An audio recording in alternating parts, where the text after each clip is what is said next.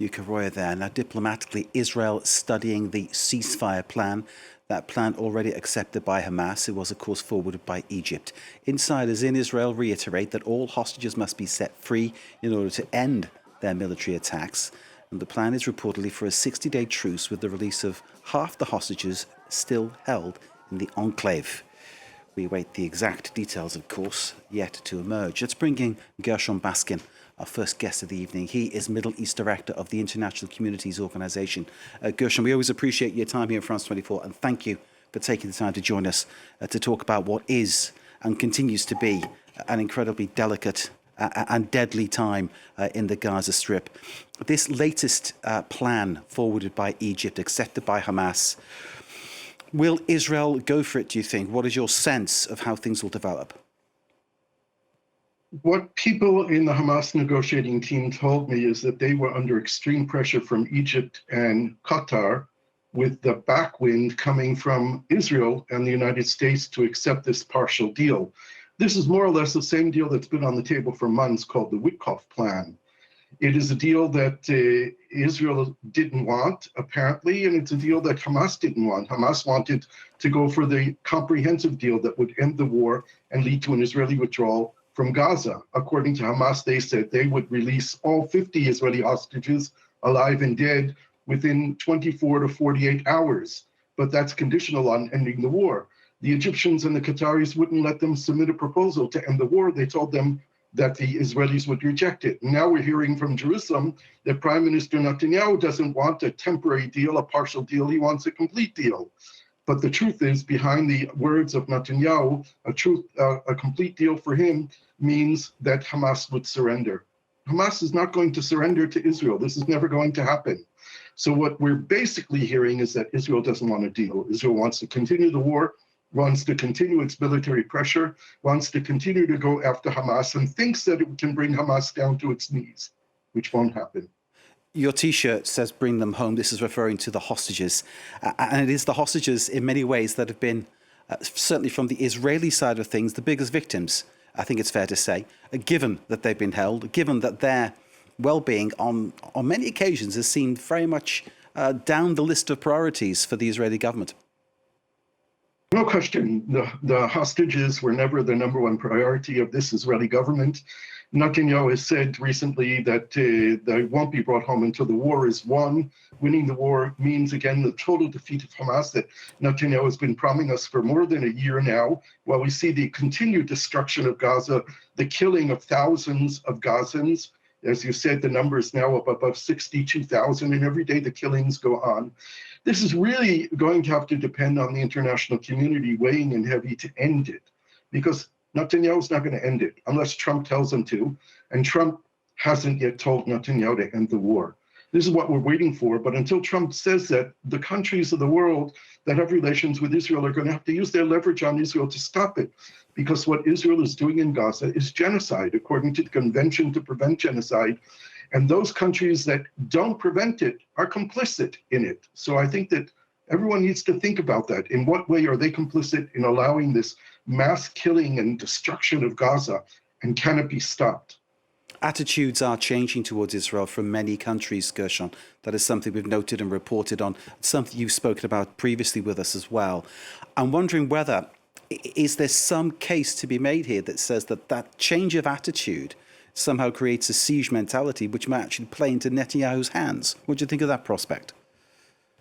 Well, as long as the change of attitude is just words, statements, and declarations, and not putting the real pressure on Israel, countries that have relations with Israel need to make these statements with sanctions that are conditional. It should be said that we're not going to trade with Israel, we're not going to allow Israelis to enter our country, whatever it is you choose to do until the war ends, until Israel withdraws from Gaza. This way, it's not put in a way that we are against Israel. We're against what Israel is doing, and Israel needs to be told to stop. And the countries of the world have an obligation to help make it stop. The Israeli people have to know that the countries of the world, in Europe and in other places of the world, support Israel's right to exist, the right to defend itself. But what's going on in Gaza goes way beyond any definition of defense. This has gone way longer than it should have. It should have ended way more than a year ago. And now is the time to make it stop. I was just speaking to us, Gershon. We're seeing images from Gaza. The destruction the image is telling the story completely. The lives that have been wrecked, the communities that have been destroyed. I'm wondering what happens next in terms of Israel's plans to take over the Gaza Strip. It's been voiced, mooted, discussed. Even a planned military operation to move into Gaza City is on the cards. If that happens, can that achieve anything other than more death, more destruction? No, but I think what has to happen now is if Israel rejects the agreement for the 60-day ceasefire that Hamas has agreed to in public, the Hamas need to come out in public and say what they're willing to do in order to end the war. What are their demands? What are their terms? What are they proposing to end the war? From talking to Hamas, I know that they have a plan to end the war that I think would be acceptable to the United States. They know what the demands of President Trump have been. Hamas knows that they will not continue to govern Gaza. They need to now work with the other Palestinian factions to establish an alternative government to Gaza, which is not Hamas. They need to say again and again and again that they are willing to release all the Israeli hostages within 24 to 48 hours. They're willing for Israel to have a no-go perimeter from the Israeli side of the border in order to grant Israel the security that it needs. It is willing to do a lot of things to make sure this war ends, and they need to go public. It can't be papers that they hand to the mediators. They need to tell the people in Israel and the people of the world, and President Trump mainly, that they are ready to end the war, and they recognize that they need to step down from controlling Gaza. And that is something that you feel could perhaps have some impact in the higher Israeli circles where those decisions will be taken. Do you feel when you speak to people in Hamas, when you speak to the people that you talk to there, do you get an impression from them that literally they have had enough? They do not want this war to continue? That's the impression I get. But what I say to everyone is that in this kind of situation, and in particular this war, everyone lies.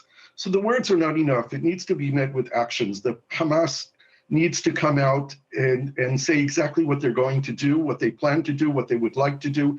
And then it needs to be put in an agreement that the United States will force on Israel. But that agreement needs to be measured with benchmarks that are achievable, that are going to be balanced with the countermeasures that Israel needs to take. For example, if they don't release all the hostages, then Israel won't release all the prisoners that they're supposed to release.